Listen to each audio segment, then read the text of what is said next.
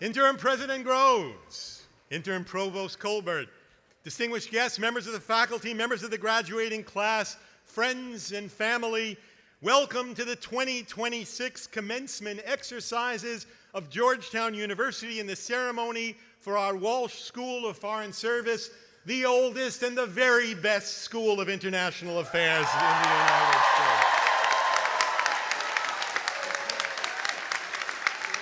Faculty, please be seated. This is a day of celebration to mark the transition to a new stage of your journey. This is a day of gratitude for the family, loved ones, and friends who brought you to this moment. This is a day of inspiration as you reflect on how you intend to fulfill the mission of service that has guided this school and our thousands of alumni around the world for over a century. This day, you know, comes at a pivotal global moment.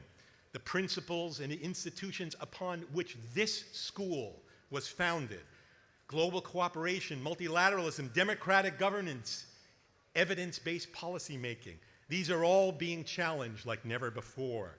The practice of service enshrined in the very name of our school has been maliciously maligned. But on this campus, we celebrate the thousands of alumni who have come before you that have sacrificed to serve their communities with honor and integrity. We reaffirm that it is only through greater understanding and empathy for the rich diversity of cultures and approaches around the world that we can find ways to solve our greatest global challenges. At this Jesuit university, we must also remember the human dimension of international affairs. There are graduates and families here in this very audience who know the fear of hearing bombs overhead, the pain of being forced from their homes, the struggle to support innocent friends and relatives deprived of basic humanitarian needs, the longing for the return of those unjustly detained, and the unfathomable grief of losing loved ones to violence. We grieve with them.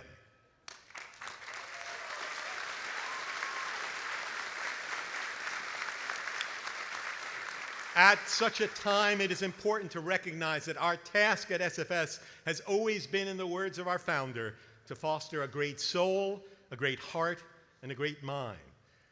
Never have all three been more desperately needed. Your education here was more than about amassing knowledge or obtaining a credential. It was about developing the moral compass to address global problems with integrity, purpose, and humanity.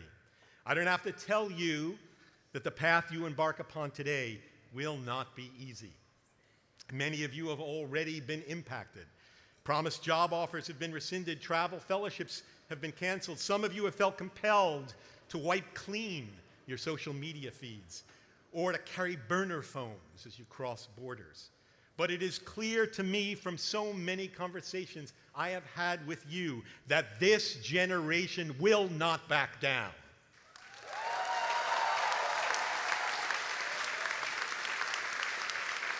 Your spirit is stronger than ever. Your commitment to service, however you have chosen to exercise it, is unwavering. You have shown the ability on this campus to disagree but not disparage, to differ but not defame. Let that spirit continue to guide you as you leave here and enter this increasingly polarized world. For it is at this very moment that the mission of SFS, a global school of diplomacy dedicated to fostering peace through understanding, is as critical as ever. This mission has now become your mission. And inspired by that mission, you give us all hope that we can get to a world where cooperation transcends borders, where justice tempers power, where evidence guides policy, where human suffering is alleviated, and where human dignity is universal. Let us begin this ceremony today with our national anthem, which will be led by members of the Georgetown University Concert Choir and the Chamber Singers under the direction of Professor Frederick Binkholder. Now, and at several other points in the ceremony, I will invite our graduates and guests to stand. And at these moments, please participate in a way that is most accessible to you.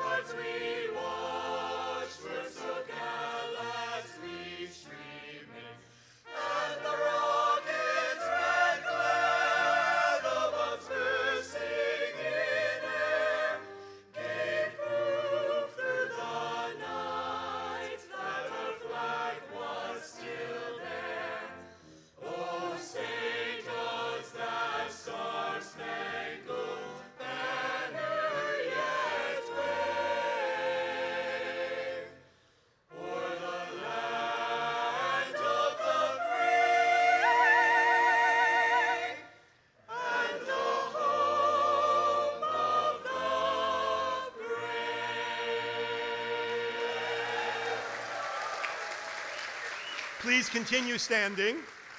The invocation will be offered by Father Raymond Parkon. He's a graduating member of our International Migration and Refugees Program. Father Raymond.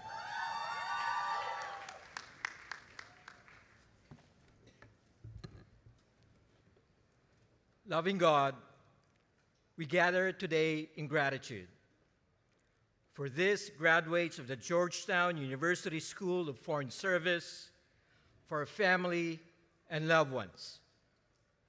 We give you thanks for an education that has formed not only our minds, but our sense of purpose, to be women and men for others, to build unity across cultures grounded in human dignity, and to act with courage and moral clarity in the face of the world's most pressing challenges.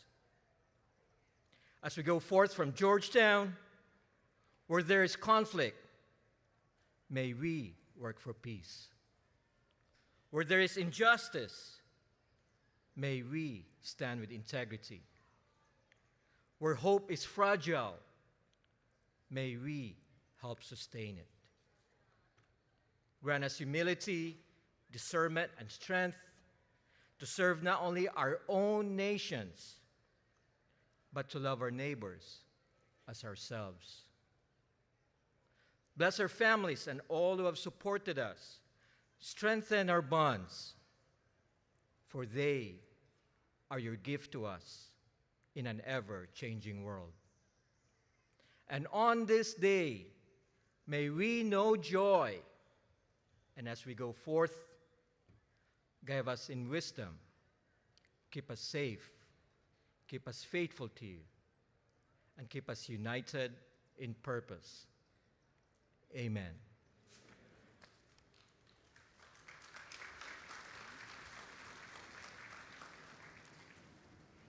Please be seated.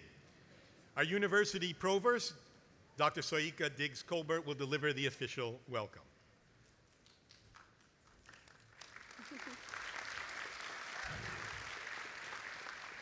Thank you, Dean Hellman. It is my pleasure to welcome all of you, our graduates and our guests, to this commencement ceremony for the School of Foreign Service. Many of our guests have traveled many miles to be part of this celebration. For some of you, this may be your first time on the hilltop, which for over 230 years has educated students to become leaders in service to the nation and the world.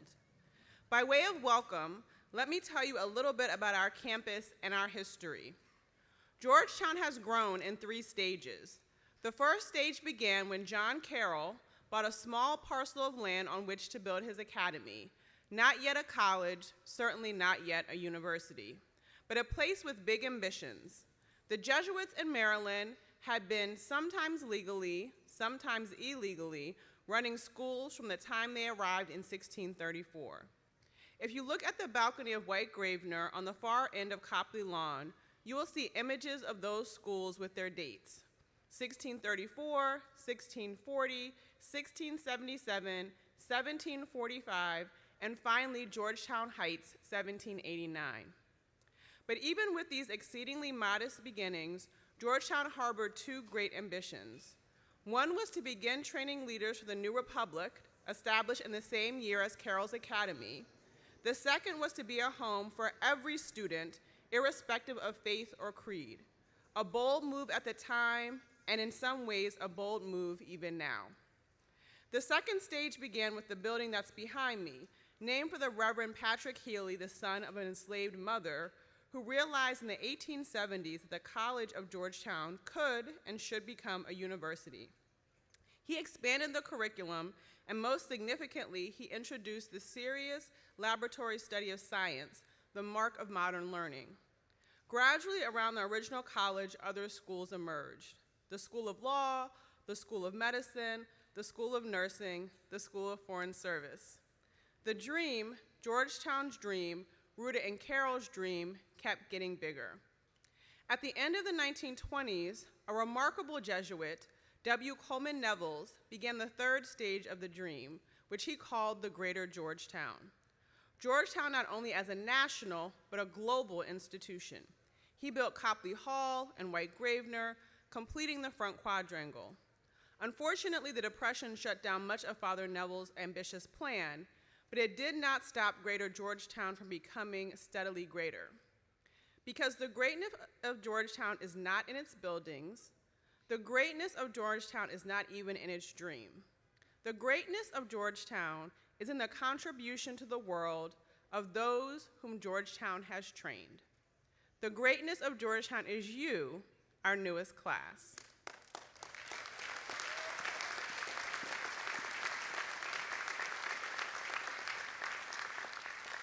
When you come back for reunions in 10 or 20 or even hard to imagine 25 years, I can assure you, you will discover an even greater Georgetown.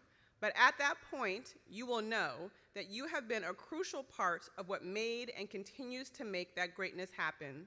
Congratulations, class of 2026, and thank you.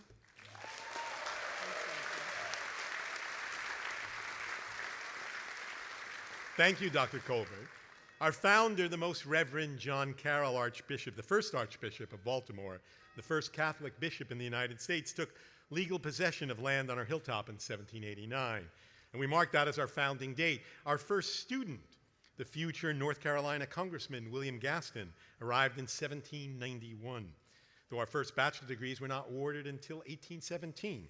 It was in 1850, with enrollments passing the 100 mark, that the college's president, Father John Grassi of the Society of Jesus, asked then Congressman Gaston to present a petition for a federal charter, a document that still today sanctions the academic business we do here.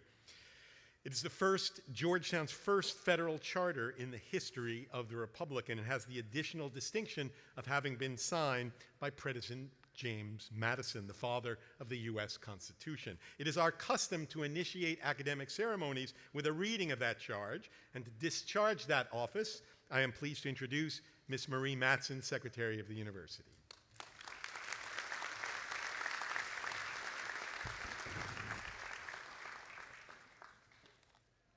An act concerning the College of Georgetown in the District of Columbia.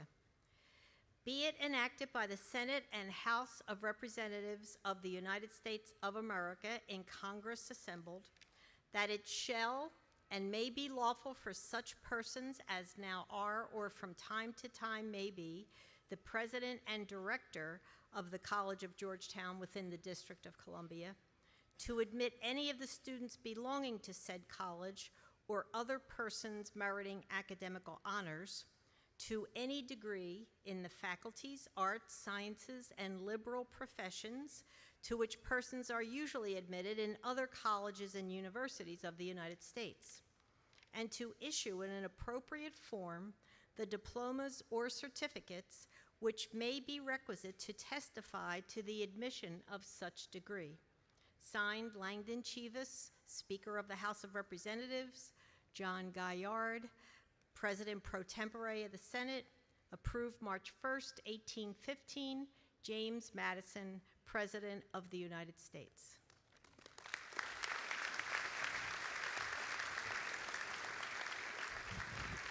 Thank you, Marie. Within the last 2 years, the world has reached a terrible milestone.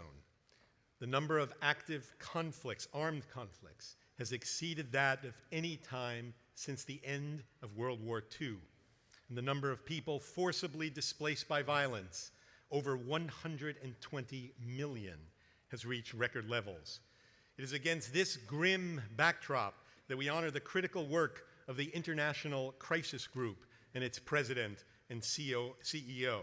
I am now pleased to call to the podium Professor Laura Smith, Director of our African Studies program, who will introduce our commencement speaker, Dr. Comfort Arrow, and read the citation for her honorary degree. And I invite Dr. Erica to join me and Dr. Groves for the conferral of the degree.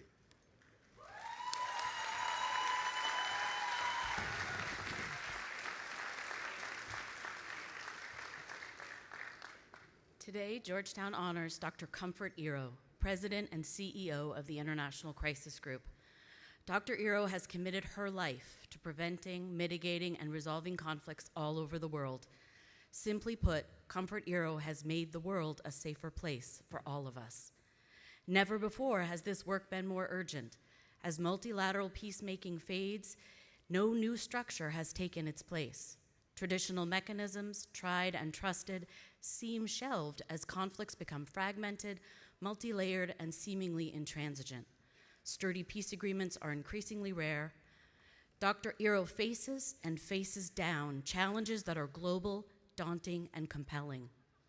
Her own childhood was impacted by war, specifically the Biafran War in Nigeria between 1967 and 1970. Although her parents were already in England with their children during the war, much of her extended family was at home in Nigeria, and she often has spoken about meeting refugees from that war who experienced much pain and loss. Dr. Eero went on to study conflict, ultimately completing a PhD at the London School of Economics on African states' approaches to intervention. After serving as an intern for the United Nations Association, she began her career working on or in conflict-afflicted countries.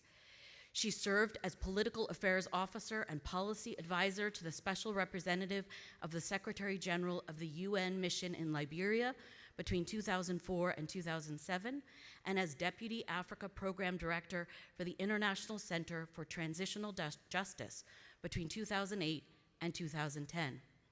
Over many years, Dr. Eero has held leadership positions with the International Crisis Group.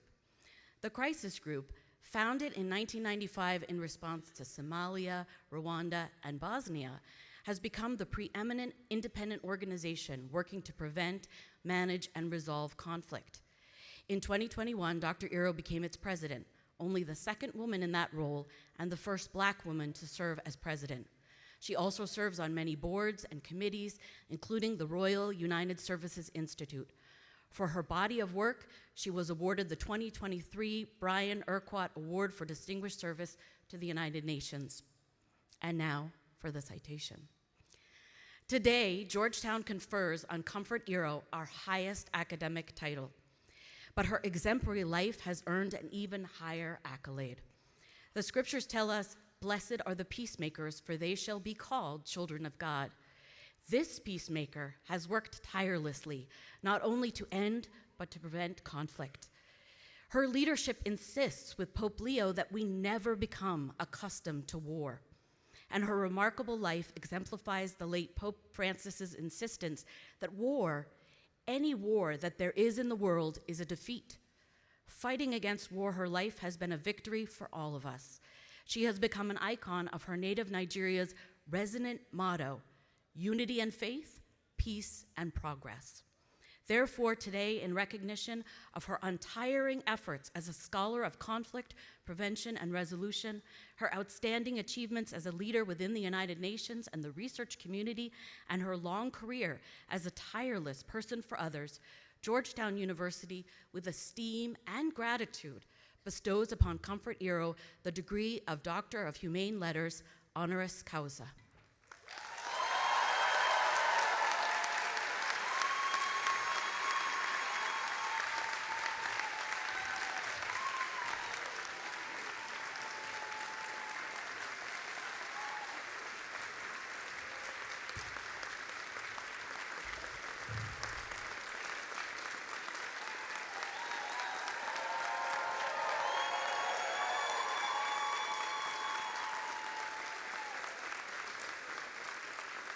By virtue of the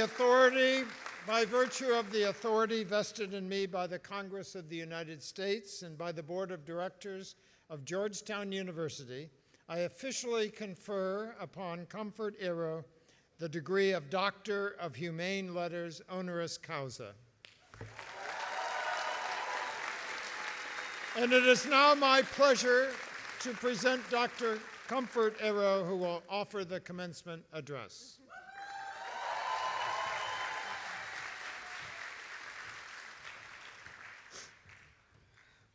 Wow. Not often easily surprised, but this is really an honor. Thank you. Thank you so much.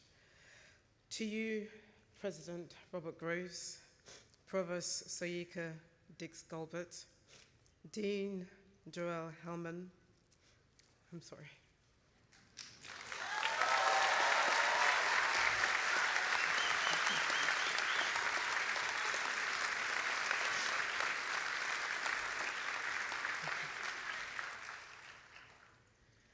Dr. Laura Smith, Father Raymond Pacon, and Reverend Tavon Tony, members of the Georgetown University faculty, friends, thank you for distinguishing me with an honorary degree from a Jesuit university, and I was raised by Jesuits, so thank you.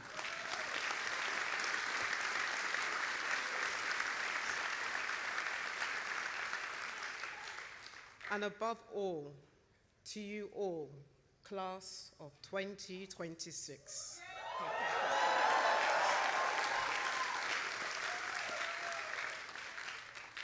Congratulations. Thank you for letting me be part of your celebration. Today is a day for your families, guardians, and mentors who have carried you here in ways seen and unseen.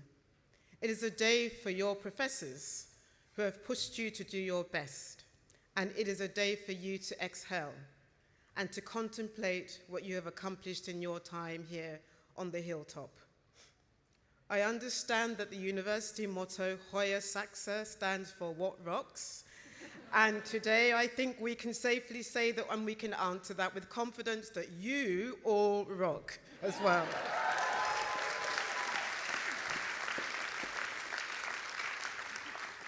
Still, to paraphrase the late Father James Schall, who taught political theory to many cohorts of students here, it is odd to say that people in their 20s and 30s have completed their education. Commencement, after all, is also a beginning. And for all of you graduating today, your new beginning comes at an unsettled time in the way that you, Dean Hellman, just pointed out. War has come back to Europe, and it is consuming much of the Middle East. War has wrought the world's worst humanitarian disaster in Sudan, and it is menacing the cities of the Sahel. The order that underpins international politics is in danger of collapse.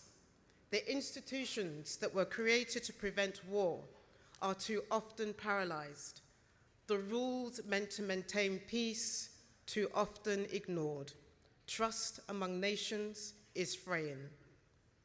And yet I want to focus my remarks not on despair, but on duty, because there is one conviction that I have carried throughout my own life and my work, and it is this: war is not inevitable. Something better is possible. That something better is simply not the absence of fighting. It is not an uneasy ceasefire that leaves the grievances underlying the fighting by the wayside, that forgets victims and ignores the needs for justice. Sometimes imperfect truces are the best we can achieve, but they are never enough. To reach an enduring peace means something deeper. It means thinking about how a society can re-emerge. It means placing human beings at the center of policy. These things are not abstract to me, they are deeply personal. My parents left Nigeria for the United Kingdom in the 1960s, as many did, seeking opportunity. They intended to go home later, but then came Nigeria's civil war. My grandparents told my parents, "Stay where you are. Educate your children. The moment to return will come, but not now." So my parents stayed in London, and later when calm returned, my older brother and I were sent to Nigeria as young children. I lived between Lagos and Ibadan with my aunties, my uncles, cousins, and other relatives who gave me what I often described as several sets of parents. I grew up with the village around me. My interest in international relations and international affairs began in family memory. in stories of displacement, survival, obligation. It began in the knowledge that war does not end when the guns go silent. It lingers in letters, in family decisions, in who grows up where, in who gets to go home and who does not get to go home. And later, each time I saw images of people fleeing violence, no matter where they were from, something in me recognized their fear. Not because my experience was the same as theirs, no, but because I knew the human cost of war is never abstract. The classroom matters too, of course. History, economics, sociology, geopolitics, all these subjects and more have lessons to offer about the causes of deadly conflict and the means for resolving them. The important thing for all of you to remember as you leave this university is to keep human beings at the center of everything you do. This is my first visit to Georgetown, and what an honor to be here and to be giving you a commencement speech on my first time here. The values of the Jesuit teachings are very familiar to me, especially cura personalis, the care of the whole person. As you leave here, I hope that you will dedicate your lives to careers of purpose and service. These values have certainly shaped my life choices and influenced my work for the global commons. At the International Crisis Group, the organization I now lead, our mission services that common good by working to prevent and resolve deadly conflict. We do so by listening before we prescribe and by speaking to all sides in any given conflict, even those we may find unsavory.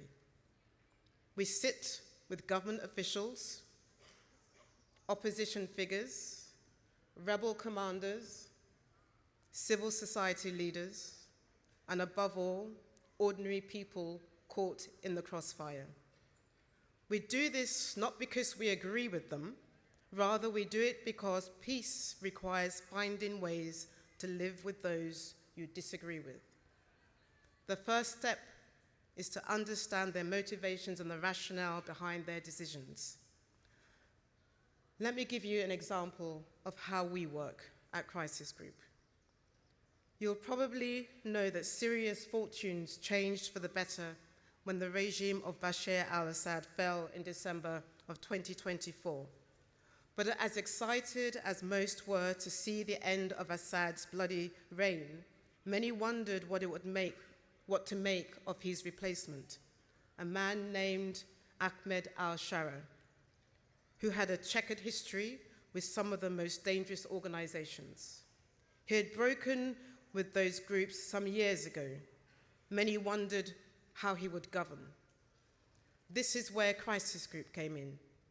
We had been watching Shara for some time, going back several years to when his group held a patch of territory in Idlib in Syria's northeast. Our expert had a sense that his group was changing in some important ways and that he might be somebody worth getting to know. So, notebook in hand, she went to Idlib, where she was the first foreign expert to interview him.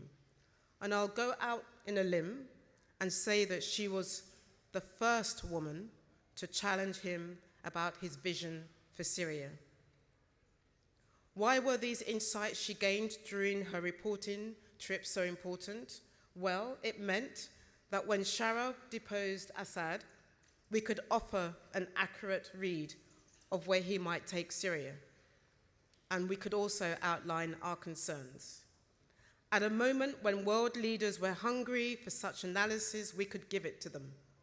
And while I can't prove that we helped speed up important decisions, like lifting economic sanctions that were strangling Syria's hopes for recovery, I believe we did. Syria still has a tough road ahead, and we continue to hold the new government accountable for its promises as well as point out its shortcomings. But overall, it remains a bright spot in the world that needs more. This kind of work is hard. It requires a high tolerance for failing and recognizing that failures are what gives us the judgment to find out and find our way to success. It also requires listening, not just to the loudest voices, the ones that demonize and threaten, and not just the voices that have always counseled restraint either. We should listen also to those who once were uncompromising and now are ready for reconciliation. The world desperately needs leaders who understand the limits of cohesion and the necessity of cooperation at a time when many countries are reassessing their place in the international system. Some look at the so-called rules-based international order and see double standards, not principles. They ask why some crises command urgency and others are neglected. Why the interests of some are defended with passion while others are treated as negotiable. Why some victims are centered and others are invisible. These questions should not make us defensive. They should make us more committed to finding the right answer. And the answer is not to abandon the norms and the institutions that have underpinned the international system until now. Quite the opposite. We need these norms. They exist to place the limits on the powerful. We need human rights. We need humanitarian law, financial and technical assistance for those struggling to subsist, and the principle that sovereignty cannot be upended by aggression or the use of force. But we can best defend these norms if we apply them with consistency. This is where you all come in as graduates of this university. You depart Georgetown with knowledge, credentials, and a network that many would envy. Those are assets you should be proud of. But the real test will be how you use these new assets. Will you enter the halls of power and reinforce what power already upholds? Or will you bring up inconvenient facts and the need to place human consequences of war at the center of your decisions? I know that the world that you are entering in may be overwhelming, and I felt that also during my career. When I was a young adult, the Berlin Wall fell. It seemed impossible, and then it happened. A divided Europe imagined something new. And it was around the same time that apartheid ended in South Africa. Many sensed that history was taking a turn for the better. Then came Rwanda, a genocide in full view of the world. The phrase "never again" collapsed under the weight of our failure to act. There have been too many never agains in my lifetime, and they still continue. In Sudan's Darfur, in Myanmar, in the Democratic Republic of Congo, and in the Middle East. Such horrors can harden hearts. And thank you, thank you, thank you, thank you. Let me repeat again, may you be the generation that works hard to ensure that we never repeat never again. Such horrors can harden our hearts and make us cynical, but cynicism is a luxury that we cannot afford. We owe more to the world's most vulnerable people. Amid the challenges we face, it is even more important to keep looking for openings when all pathways appears closed. It is crucial to act early before problems escalate into catastrophe. The work of prevention is rarely glamorous. If it succeeds, people may never know what did not happen. But that is exactly why it matters. The least costly war is the one that never begins. The most humane humanitarian response is the one made unnecessary by prevention. The best post-conflict reconstruction is the one that starts before a society is destroyed. So graduates, as you begin this new chapter, I ask you to commit yourselves not to only resolving crises, but to preventing them. Not only to ending wars, but to winning the peace. Not only to analyzing power, but to humanizing it. And I ask you to lead with integrity. For me, leadership began at home. It began with formidable women, including my mother and my aunties, all of whom taught me to be proud but also fair, to be upstanding but also humble, to be rooted but also open to others. They taught me that how you treat people is not separate from what you achieve. It is the foundation of what you achieve. So in your careers, you will face difficult choices about the things that matter most to you. You will sit in meetings where the ideal and the real are far apart. In those moments, I want you to remember that the deeper test is how you manage that dilemma. Whether you listen, whether you own your choices, whether you remain accountable, whether you keep faith with the people who are not in the room. The world does not need perfect leaders. There is no such thing anyway. What it needs are honest leaders. It needs leaders who can listen more than they speak, bridge more than they divide, and act early even when there is no applause. Graduates, in this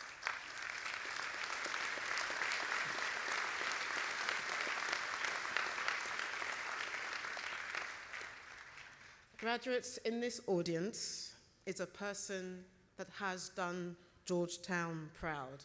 Ashish Pradhan, my senior advisor, and a member of the undergraduate class of 2009.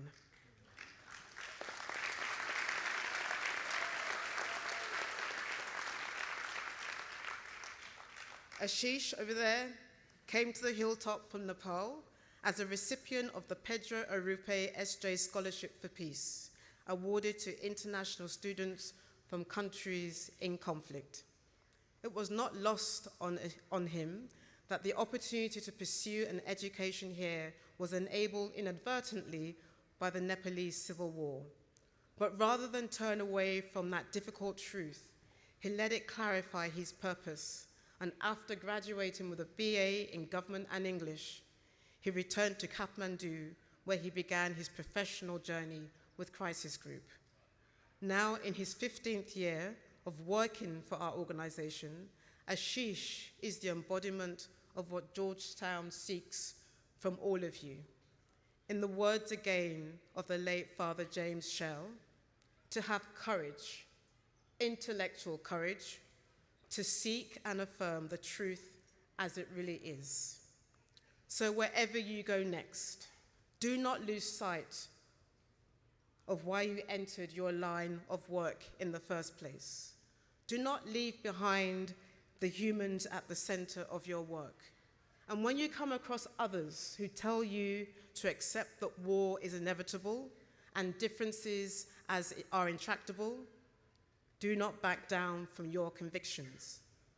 The world you inherit is indeed troubled, but it is not fixed in place.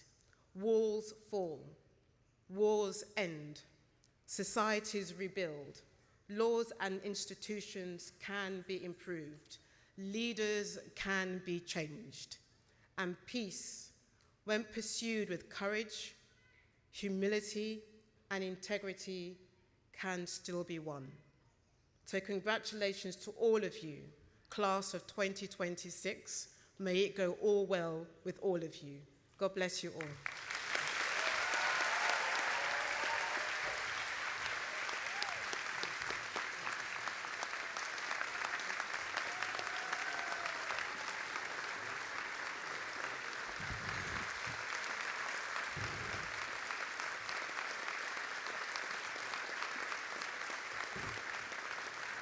Thank you, Dr. Arrow. We will now have the presentation of the degree candidates. Will the candidates for the master's degrees all please rise?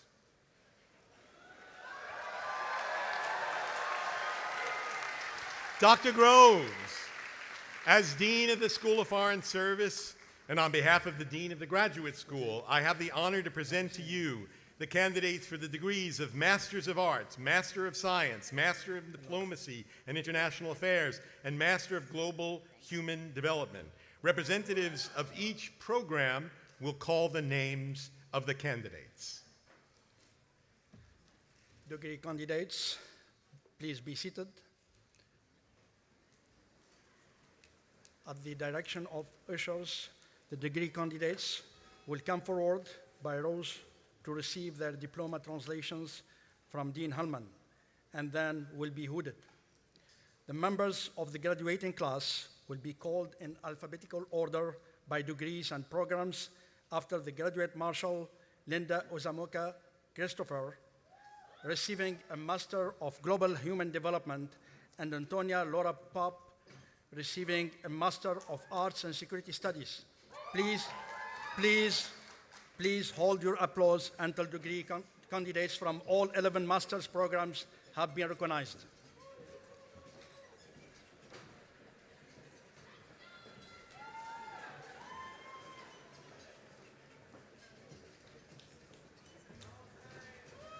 Candidates from the Master of Arts and Arab Studies.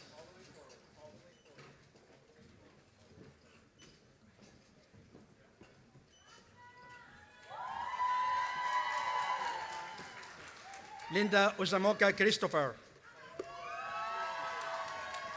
Antonia Laura Pap.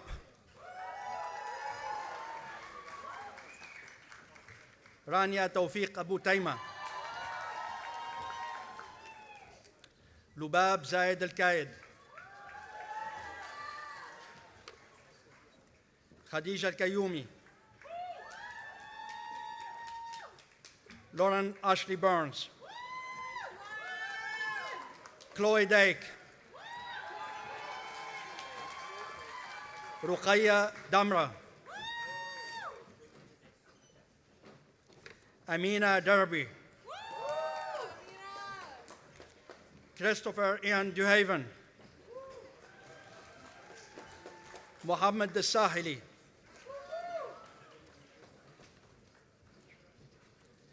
Salma Al-Masri. Jasper Hersinger. Hanan Aidoum. Zaina Khalil.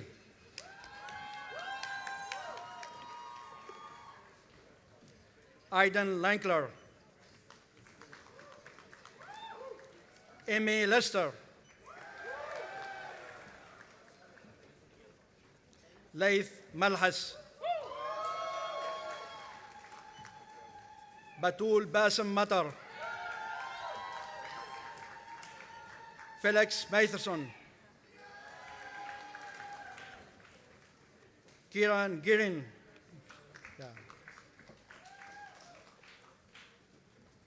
Gabriela Saba.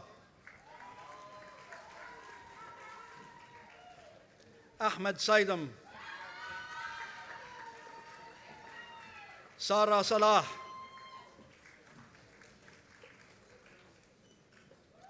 Muhammad Salah.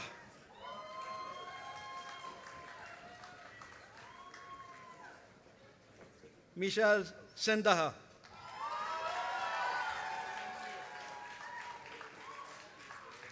Zain Stool. Elizabeth Walker. Kristen Bryant. I think it's like Asian Studies. Asian Studies. That's mine. Yeah. I told her it's sorry. That's okay. No. Kristen Bryant should be the first one. Ladies and gentlemen, the candidates for the Master of Arts in Asian Studies. Kristen Bryant. Jamie Cantwell. Sophia Ciriello. Fanny Fangyi Zhao. Danielle Ibrahim. Sophia Gagne. Gloria Guo. Kaya Khan Kaya. Gemma King Shaw. Rachel Lambert. Ryan Lewis. Samantha Liu. Rory Mencine. Johan Moon. Jimin Park.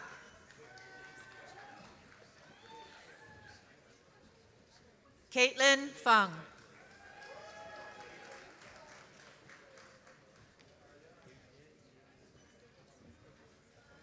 Dante Schultz. Nina Lauren Sebastian. Jenny Wheeler.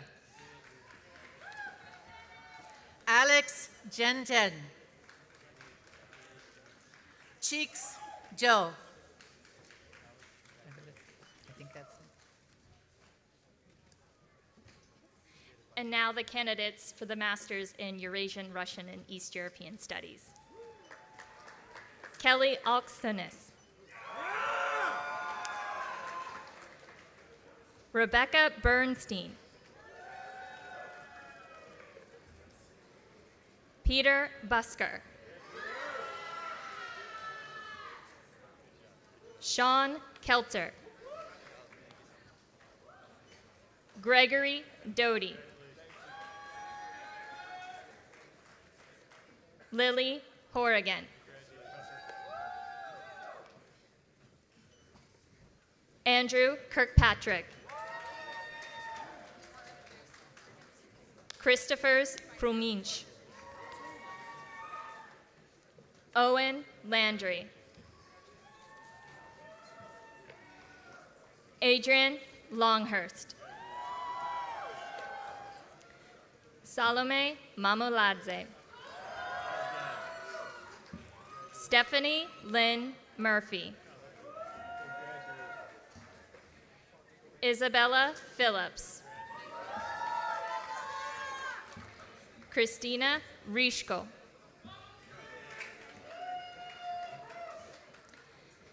Janelle Sabirova. Heaven Sullivan. Thomas Thompson. Mark Vodany. Sophie Williams.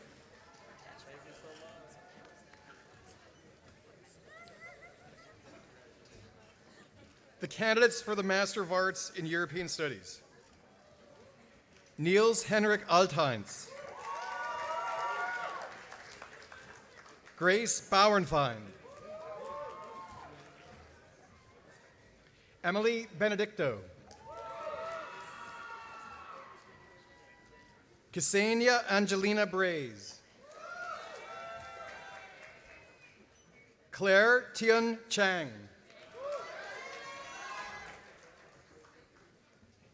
Ian Enrique Cruz.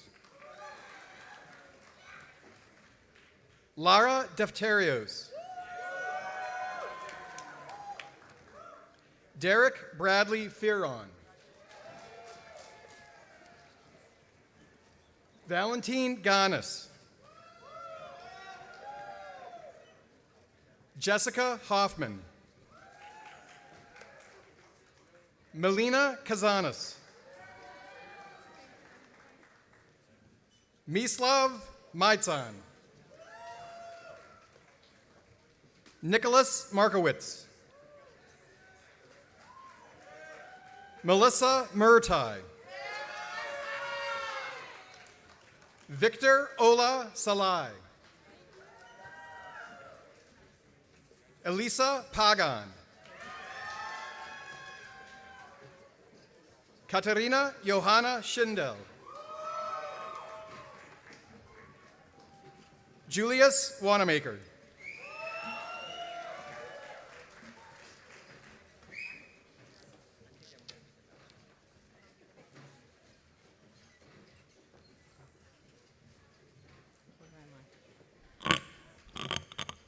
The candidates of the first cohort for the Masters in International Migration and Refugees.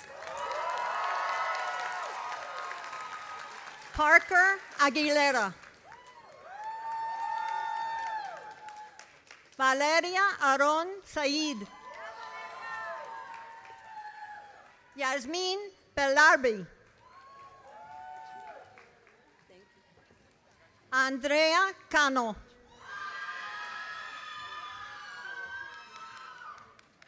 Delia Cervantes. Luciana Dada. Nabin Demal.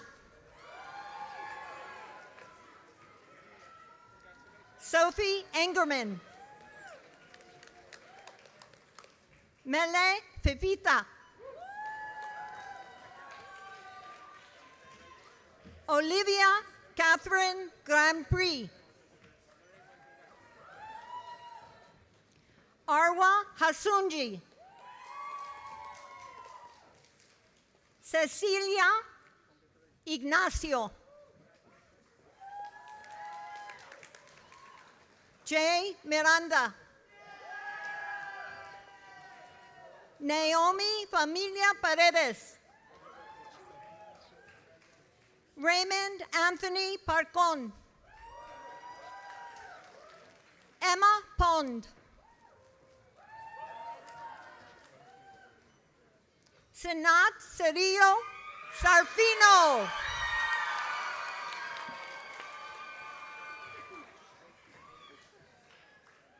Kritika Sharma.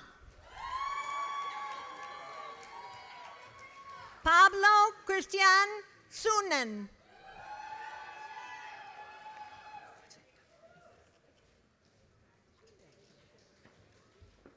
Candidates for the Masters of Arts in Latin American Studies.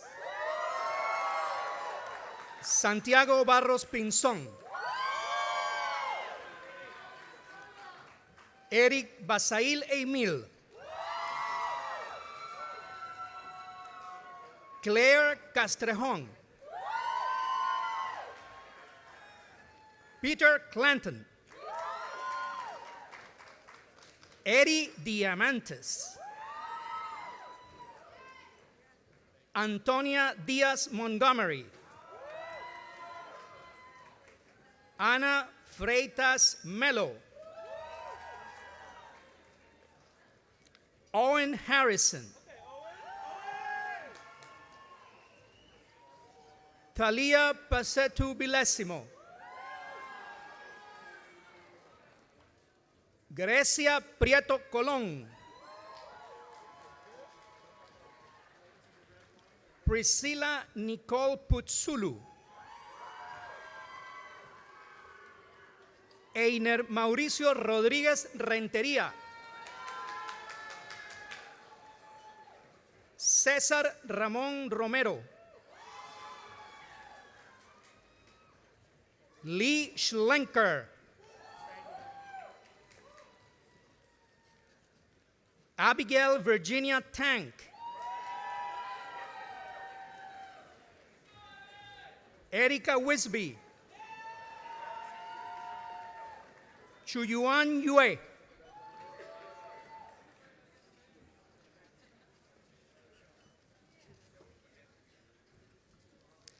Candidates for the Master of Arts in Security Studies.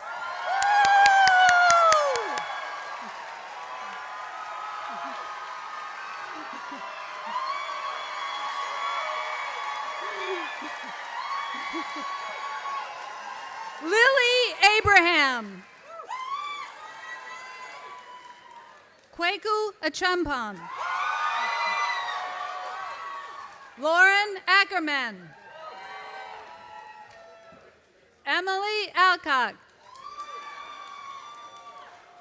Keenan Ashbrook.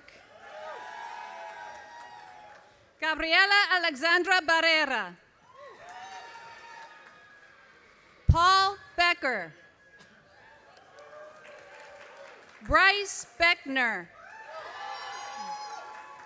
Brett Benedict. Sean Benson. Lydia Bibiana Muriel Burnt. Benjamin Brodesky. Eastland Brady. Thomas Breja. Laura Bullard. Alexandria Ilsa Burns. Catherine Camberg. Josephine Carlson.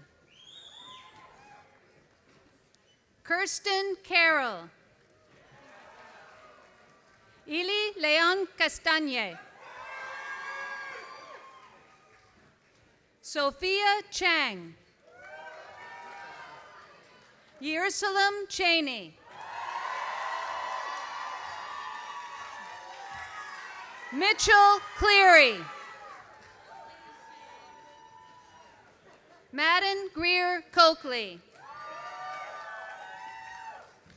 Ethan Crosby. Gabrielle Cunningham.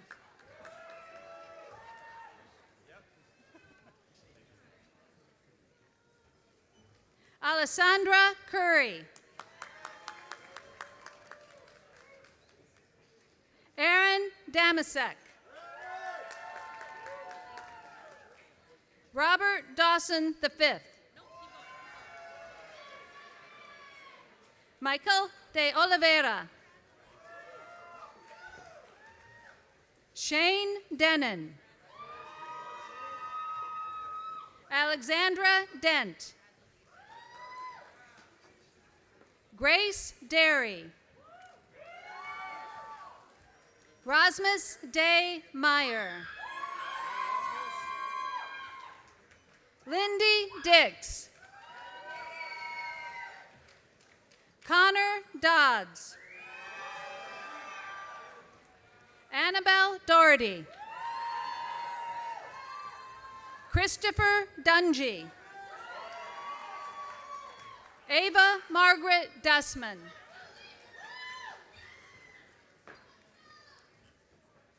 Daniel Duval. Natalie Icano. Jean-Baptiste Elcoury.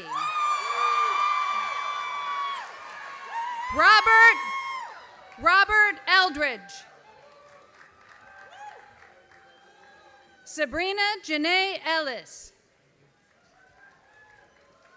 John Ellis. Jordan Dean Umbry. Francesca Dmitrievna Yeremeyeva. Max Faulkner. Aaron Figgenbaum. Lucas Flood. Zachary Matthew Fryman. Theodore Gallegos. Julia Rocio Gatula. Jill Michelle Gentry. Joshua James Goldston. Anna Paula Gonzalez. Rafaela Gonzalez Lucioni. Alexandra Marie Grande. Kennedy Grubb. Giselle Halliday. Megan Halverson. Ellen Harnish. Kylie Hart. Marcella Hayes. Parker Hempel. Mary Olivia Henderson. Daisy Holbrook. John Holt. Tessa Lucinda Rosalie Evelyn Martina Ha. Jupiter Wong. Wyatt Hubby. Candace Huntington. Anna Jeranashvili. Ashka Juveri. Eliana Johns. Karida Janan Kabir. Spencer Kaplan. Robert Carlin. Korkuve Ketika. Shafaq Khan. Zachary Knoll. Tyler Koteski. John Kramer. Emily Kunasek. John Kurth. Elizabeth Laporte. Sunyoung Lee. Wooly Lee. Benjamin Lefkowitz. Anne Marie Luker. Chantal Lee. Leslie Logan. Zoe Philip Logas.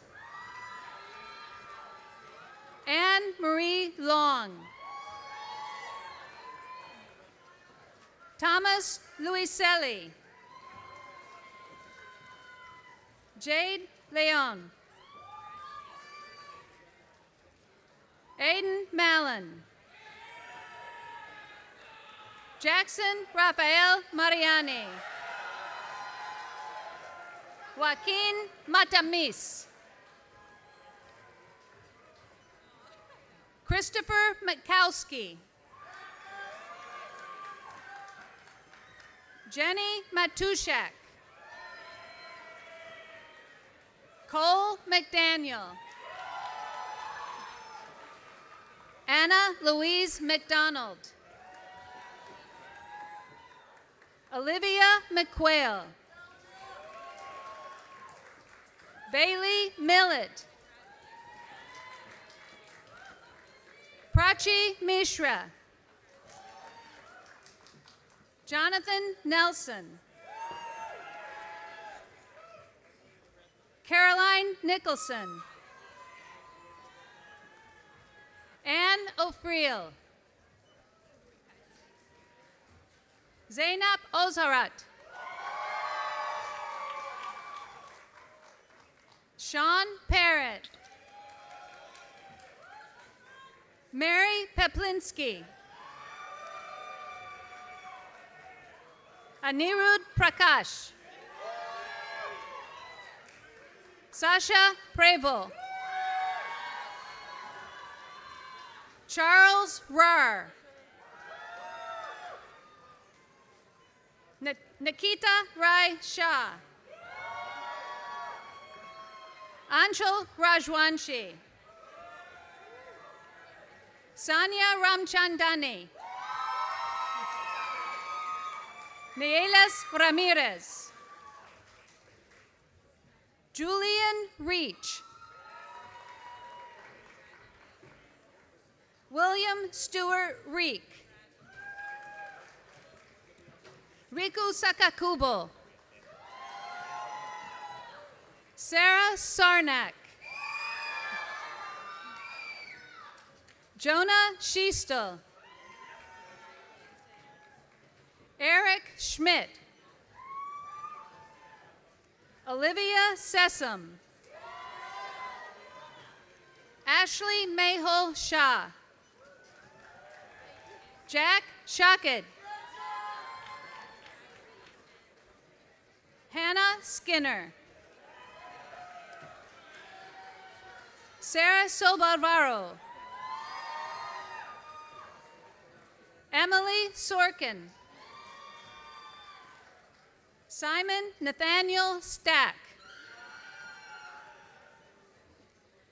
Rohit Sai Stambankadi. Noah Stein. James Sullivan. Austin Vaughn Summers. Crystal Sung. Michaela Swan. Ryan Swan. Jacob Anthony Switek. Jillian Courtney Talbot. Rick Tanwei Young. Mayuko Tanaka. William Wayne Thompson. Henry Tolshard.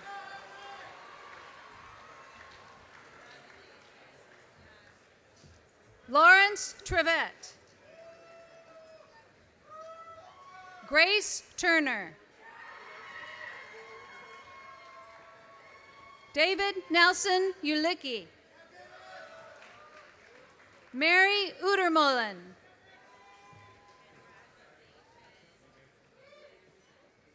Juan Pablo Vasamil.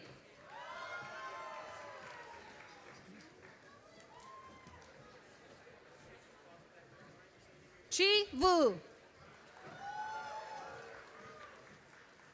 Matthew Walker. Hannah Jo Wallinger. Ansley Elizabeth Whitlock. Alexandra Wicker. Annie Woodard. Curtis Z.Y. Yan. Li Ping Yap Jermaine. Elias Daniel John Yusuf. Angela Yu. Luke Zakitas. And Matthew Zimmerman.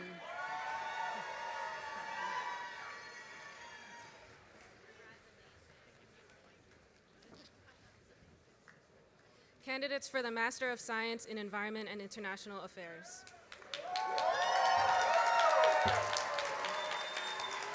Precious Akinranmadi. Stephanie Animdi. Catherine Barclay.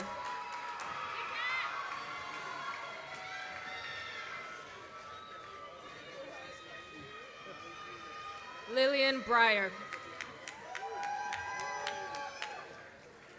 Hannah Nicole Brown. Claire Campbell. Peyton Bonner Casey. Yunsa Cho. Grace Colburn. Hannah Cook. Madison Cuthbert. Rachel DeHamer. Renee Dixon. Kaylee Duty.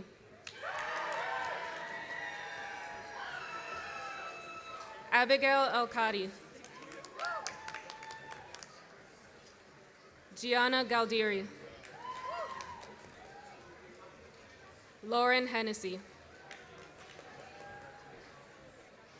David McLean Henry.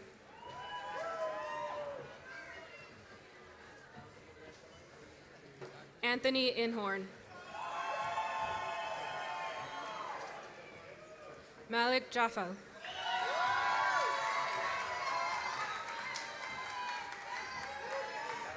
Dennis Koryukin.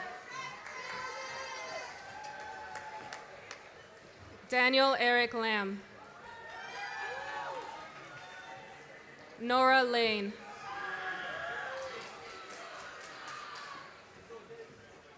David Lee.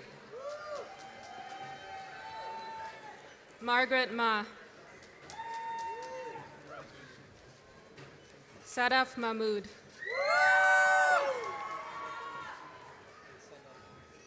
Lauren Mai. Jillian Alessia Maroon. Annabelle Maury. Philip Maxon. Georgette McKee.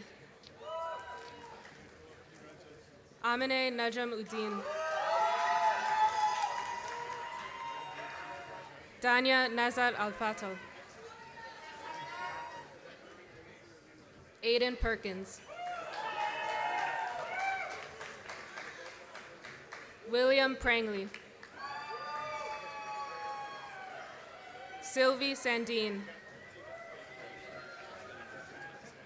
Ethan Sebastian Adlai Stewart. Louisa Victoria Struck. Shivank Taksali. Tuan Ming Tran.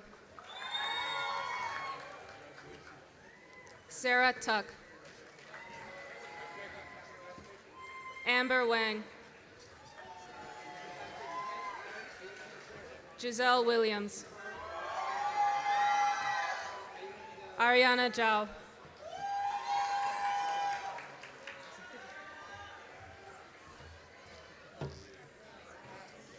Candidates for the Master of Science in Foreign Service.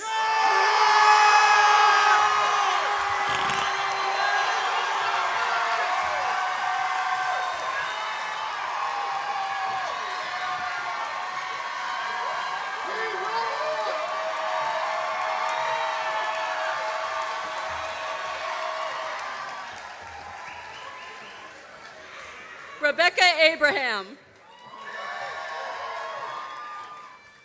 Hessa El Yahya. Martia Amiri. Hannah Baer. Michael Ball. Karina Barker. Solomon Bennett. Abigail Dawit Berhain Gabriesus. Peyton Blaney. Lee Block. Daniel Del Campo Bonamo. Peter Benjamin Hutt Sierra. Maya Burns. Gabriel Cabanas. Daniel Castro Bonilla. Zhang Yufeng. Yu Ning Chang. David Chu.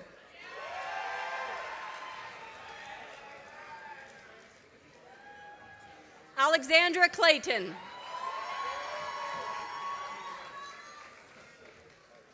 Reed Collins. Jake Daly. Sydney Dispas. Mia Douglas. Estelle Irwich.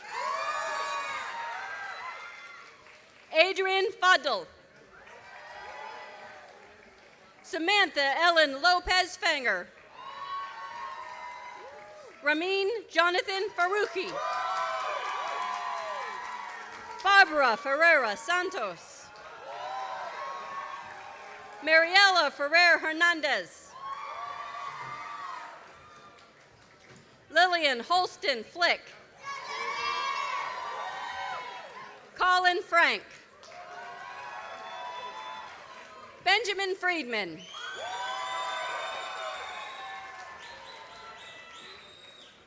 Johanna Freeman. Ashley Garrity. Clemente Jan Gilardini. Jacques Alexander Gonard. Madison Goodbellet.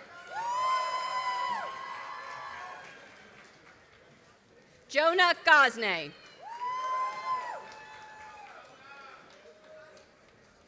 Isha Gupta. Jamal Wayne Haley. Blaze Hanson. Chelsea Hollenbach. Jesse Hu. Shelby Joe Huey. Florida Huff. Hassan Jashari. Kevin Kelly III.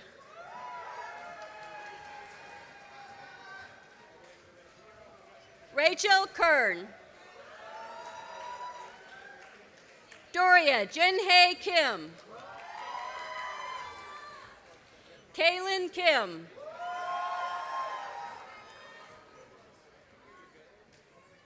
Maeve Nepper. Samuel Kaufman. Yoshihiro Kamori. Jennifer Lan. Sean Liu. Madison Lohman. Alexis Nicolette Lopez. Andres Loretta Mola. Alyssa Maria Macaluso. Theo Shiva Malhotra.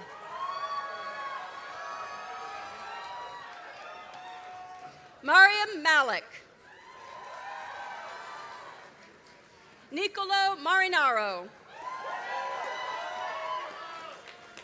Elizabeth Sylvia Markwick.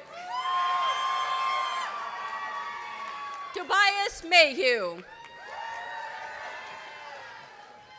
Caleb McCarty. Nicholas George McCura. Demetria McKnight. Connor McWeeny.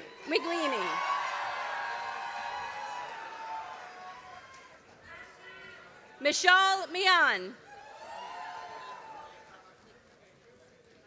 Lael Mosalam. Miguel Navarro. Van Yo. Lily Nguyen. Nana Nishioka Ida. Lei Nishiowatojo. Paul Schmidt Noon.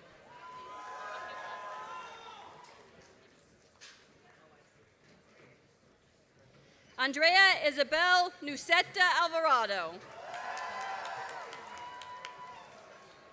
James Olson. Grace Parkover. Liam Paup. Marco Enrique Perez. Bernardo Chagas Lesa Suarez Pinto. Stephanie Joy Plotis. Catherine Plavachevsky. Jessica Pretorius. Lee Chin. Andrea Quinones. Jasmine Rehman. Benjamin Rich. Camilla Ruppman.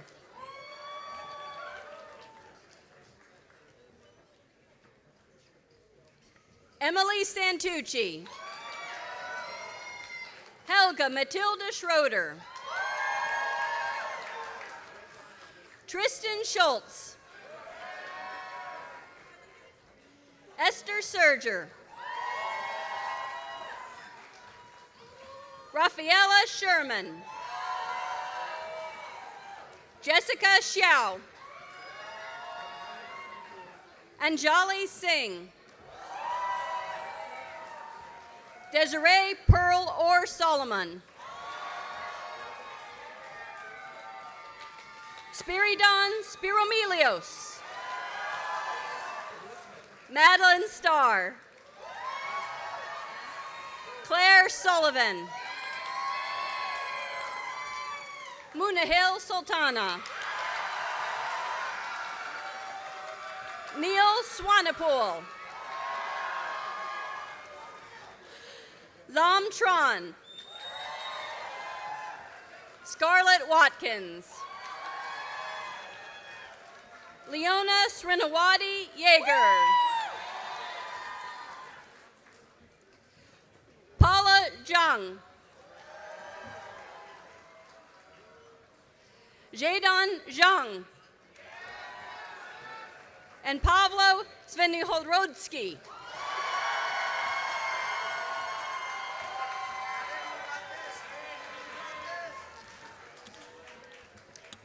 Candidates for the Master in Diplomacy and International Affairs.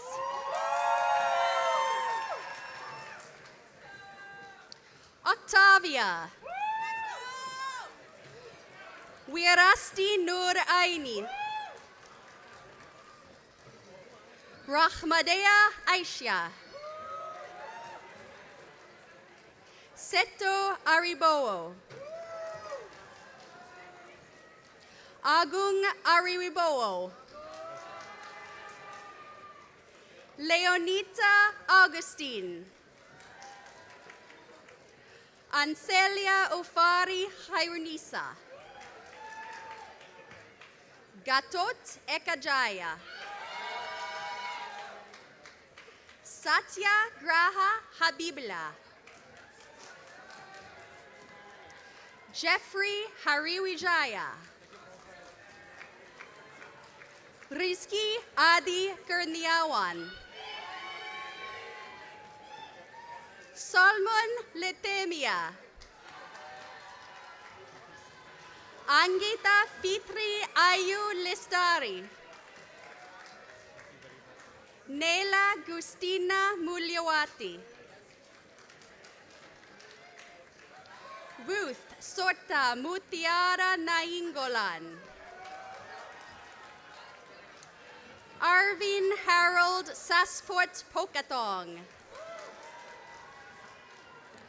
Yoga Putra Pratama.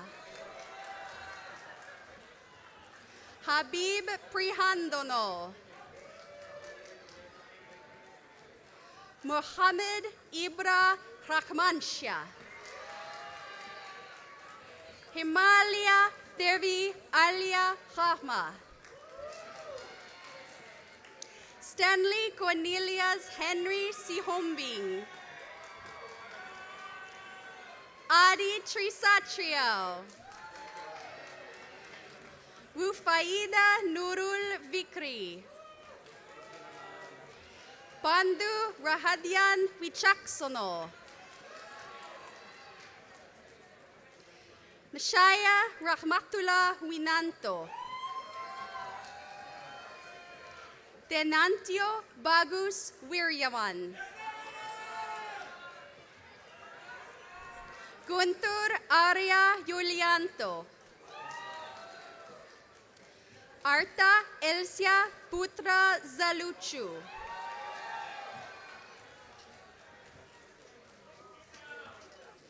The candidates for the Master of Global Human Development.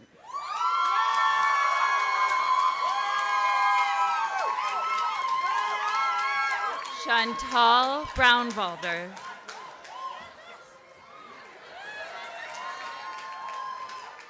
Arshia Chand. Olayenka Olawadamalola Echo. Lamis Ayad.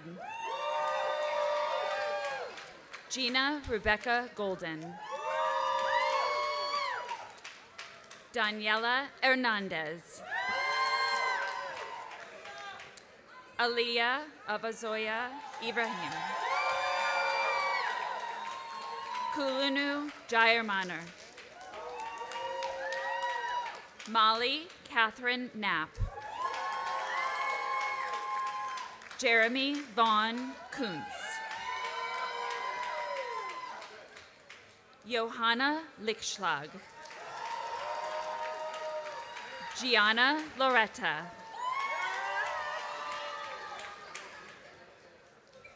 Liam Madden. John Murphy. Lynn Wynn.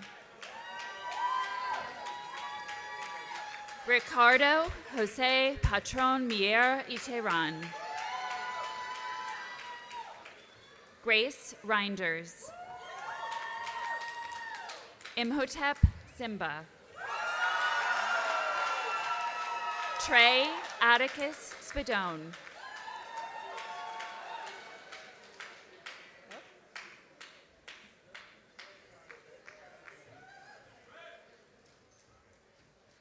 Pavni Tavari. Natasha Todi. Francis Turk. And last but not least, Rosary Francis Valenzuela.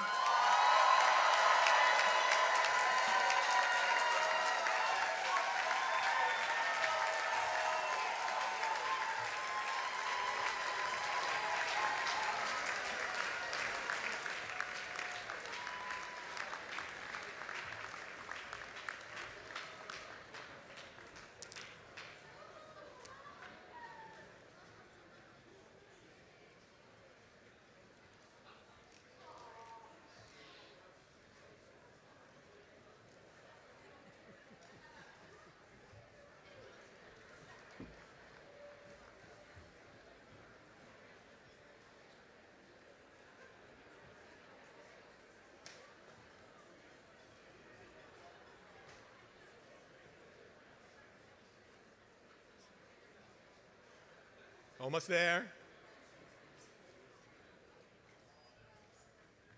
Well, here we go.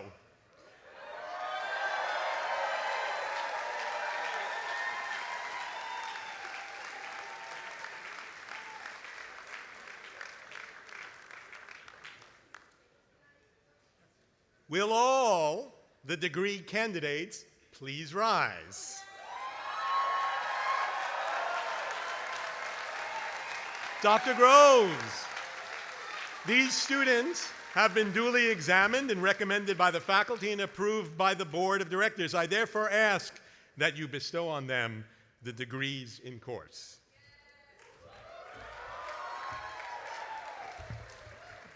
Are you ready? By virtue of the authority vested in me by the Congress of the United States and by the Board of Directors of Georgetown University, I officially confer upon the aforementioned candidates the degrees of Master of Arts, Master of Science, Master in Diplomacy and International Affairs, and Master of Global Human Development. Congratulations.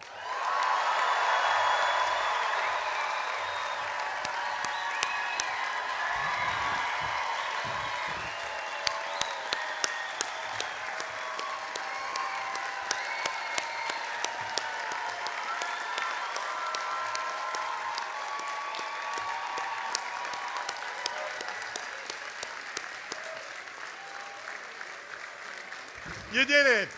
Please be seated. Members of the class of 2026, congratulations. You've worked hard, and you richly deserve the honor you've just received.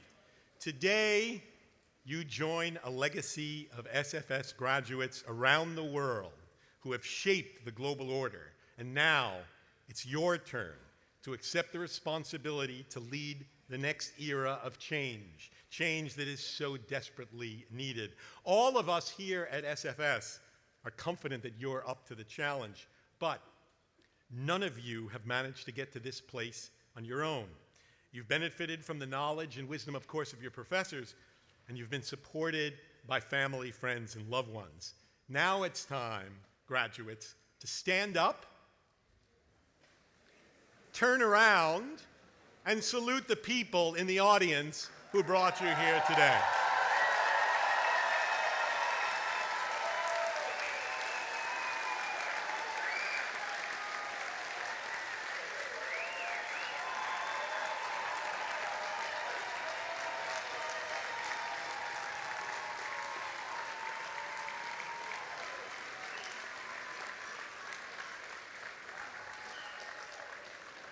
And could you please turn in the other direction to the stage and salute the faculty and staff who guided you through the SFS.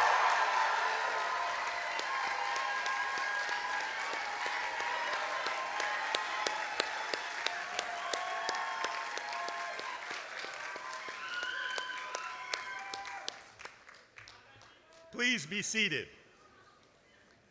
I will now ask Dr. Groves to offer us some closing reflections.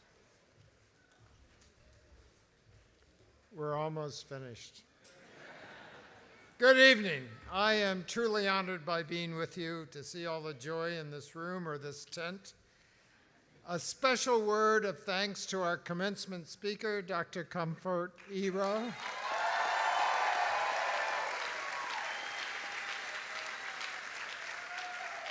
And Dean Hellman, thank you for your leadership of the School of Foreign Service.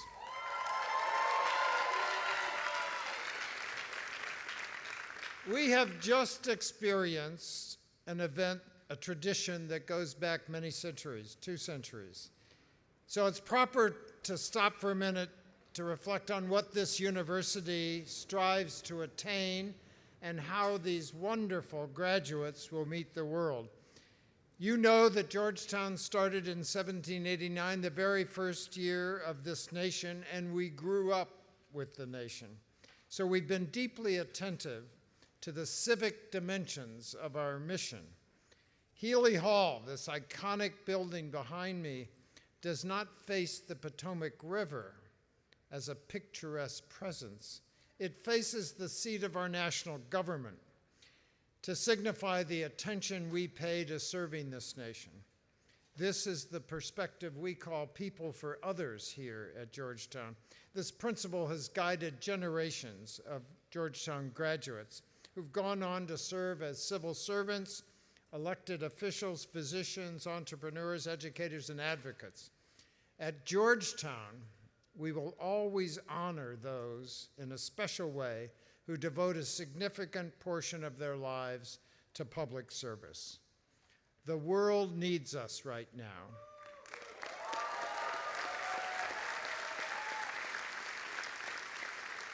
As you've heard over and over today, as we look around the globe, we see a world divided by polarization, conflict, violence, destruction. Further, in this country, the federal and state governments are redefining their relationship with higher education. In some cases, they are dictating curricular content. As new alumni, I want you to know, as a Catholic and Jesuit university, Georgetown will vigorously defend our right to determine what we teach, how we teach, whom we teach, and who teaches.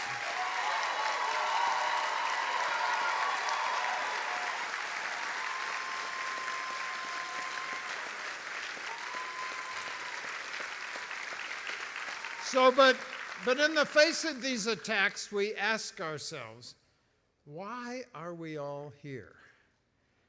And we've come to the conclusions that as a university, the best way to answer this question is not to describe what we do, but the why of what we do. The why of Georgetown, as it were.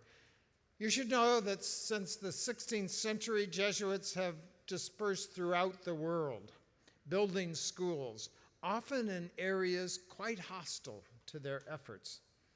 In 1789, this school boldly opened to all religions, an attribute that was newly permitted in the state of Maryland and then made permanent with the First Amendment in 1791. We have maintained an openness to all religious beliefs and to people who have no beliefs at all. This openness is significant. The Catholic Church for some decades has asked the Jesuits to lead a worldwide effort of interreligious dialogue, bringing together people of different faiths. The Jesuits believe that when we encounter those from different faiths, cultures, and ideas, we can come to know ourselves better and become thereby closer to God. Their work serves the greater glory of God and the welfare of humankind. So it makes sense that at Georgetown, our mission statement says that serious and sustained dialogue among people of different faiths, cultures, and ideas promotes intellectual, ethical, and spiritual understanding. That's what we do here.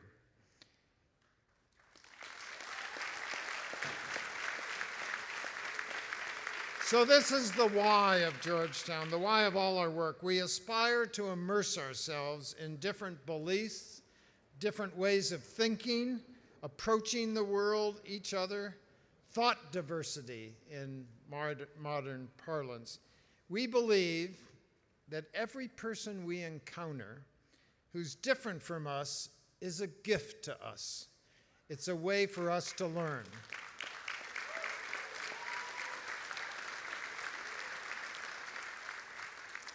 So this why of Georgetown demands that we are devoted to free speech on this campus. Now, why do we believe in that? We need to hear the voices of other folks. Georgetown doesn't discourage or disinvite speakers with controversial views. How else can we learn the ways of thinking around the world? So we are devoted to free speech on campus, but we also know that hurtful speech threatens the dialogue we're seeking. So we aspire to civil discourse while freely exposing ourselves to different perspectives. Our discourse at a university is about ideas. We strive to separate attention to ideas from the people espousing those ideas. In Jesuit fashion,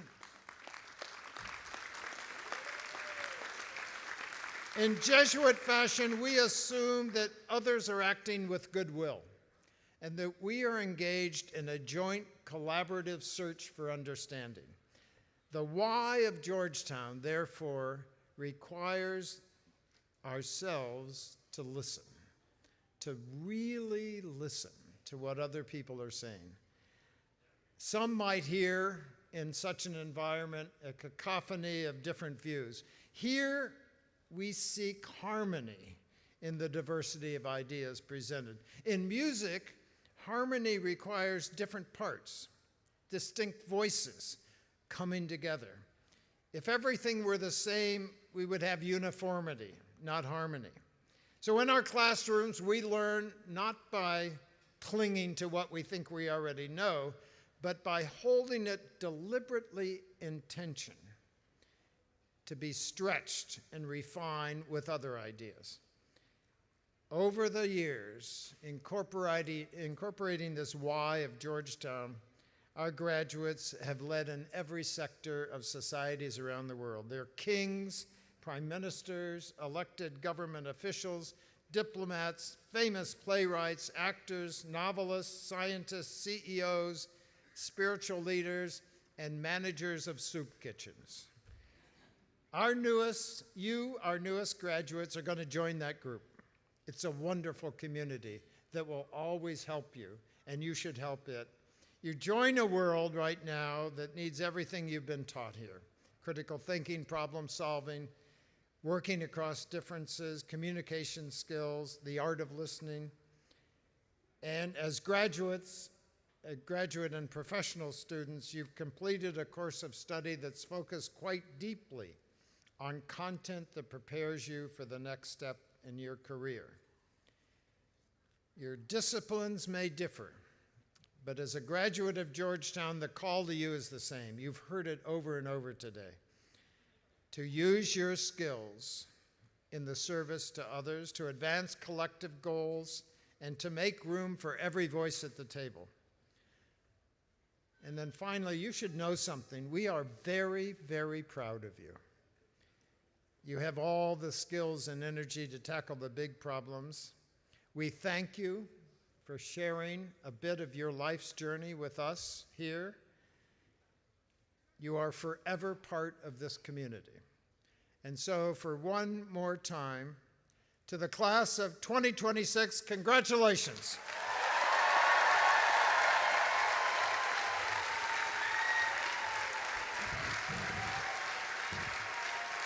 Thank you, Dr. Groves. Could I ask you all to please stand for the singing of the alma mater, which is located in the back of the Commencement program book.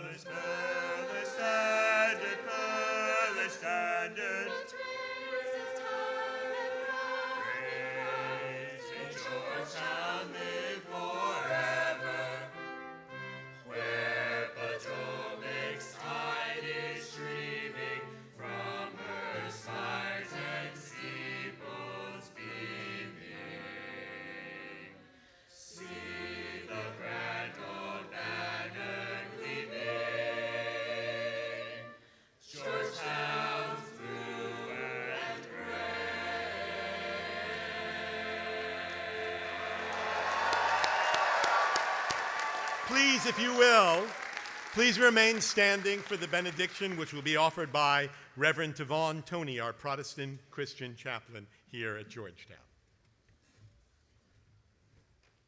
Let us open our hearts to the divine. The sun has set on these commencement exercises, and now behold the darkness of a new beginning.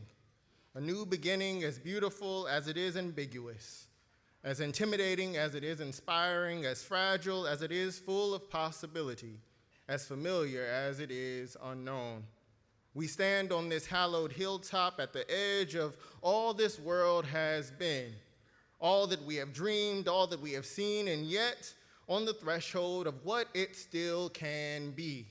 We stand with joy for all that has been accomplished, gratitude for all that has carried us, memories of those who look on from another realm, and holy sobriety before the world that waits.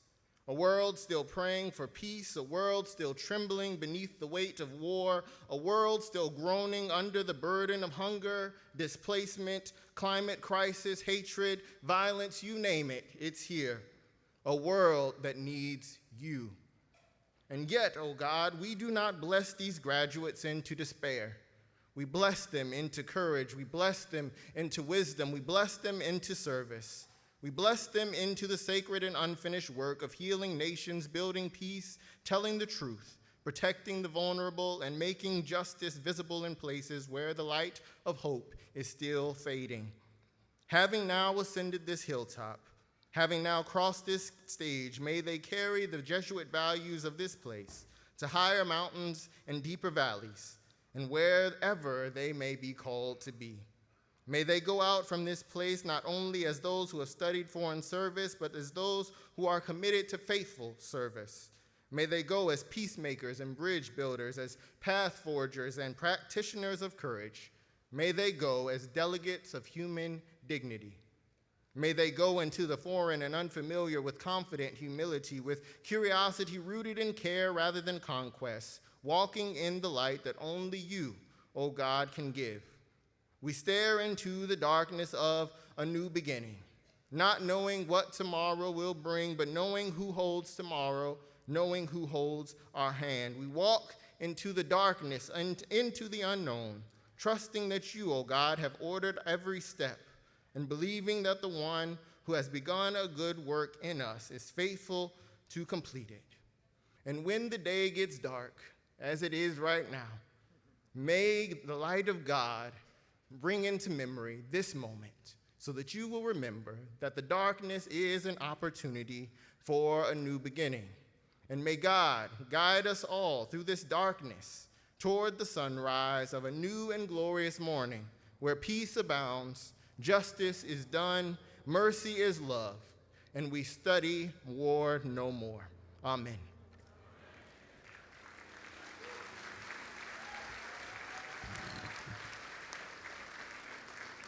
Finally, there are many who are not able to join us tonight, loved ones and friends, to cheer on the graduates here.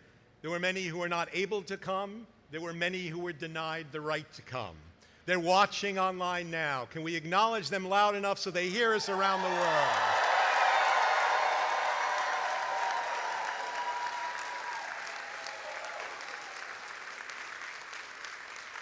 And let us thank, finally, the hardworking staff of Georgetown University, the custodial staff, the gardeners, the people who make this all possible, the staff who've worked so hard to facilitate these commencement exercises. I'd ask our guests now to please remain standing at their places until those on stage and the graduates have recessed. The 2026 commencement exercises of Georgetown University School of Foreign Service are now officially closed. Hoya Sox, everyone.